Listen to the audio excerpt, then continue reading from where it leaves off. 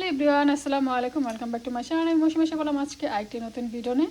ঈদ তো চলে গেল, অনেকদিন হলো, তো ভাবলাম যে ভাবতেছি কী রান্না করব, কিছুই তো খেতে মন চাইতেছে না। তো ভাবলাম যে ইলিশ মাছের ডিম আছে অনেকগুলো, আর ইলিশ মাছ আছে অল্প কয়েকটা, সব শেষ, সব মাস শেষ, কারণ ঈদ তো আসলে চলে গেল, রোজা চলে গেল, বেশি বাজার টাজার করা হয় না, মাত্র ঈদ শেষ হয়েছে। তো এখনও বাজার আমরা শুরু করিনি, বাঙালি বাজার যেগুলো মাছ সবজি টবজি। তো এখন শুধু নিয়ে আসলাম আপনার এই মানে ইলিশ, এইটা আগে ছিল, রোজার মধ্যে ছিল, তো এই ইলিশ মাছগুলো ভাবলাম যে রান্না করে ফেলি, নাহলে তো নষ্ট হয়ে যাবে অনেকদিন থাকলে। তো এগুলো বের করলাম।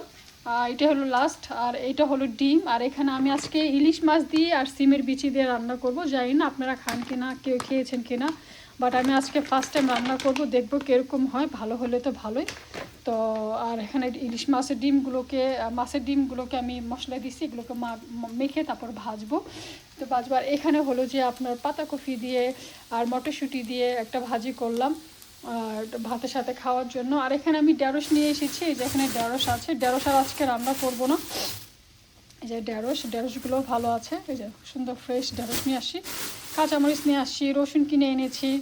তো এই আর কি, আজকে মোটামুটি দুপুরে ঈদের পরে আজকে এগুলো রান্না করতেছি। এতদিন তো শুধু মাংস টাংস, বিরিয়ানি, কাবাব, এগুলোর তারপর পোলাও, এই মুরগির মাংস, এগুলোর মধ্যে ছিলাম। এখন এগুলো বাদ, এগুলো খেতে ইচ্ছা করতেছে না, এখন খেতে ইচ্ছা করতেছে এগুলো, তাই আজকে এগুলো রান্না করতেছে। আপনারা কী কী রান্না করতেছেন অবশ্যই জানাবেন, ভিডিও শেয়ার করবেন আর সুন্দর কমেন্ট করবেন। আপনাদের জন্য ভিডিওগুলো করছি, সবাই আমার পাশে থাকবেন।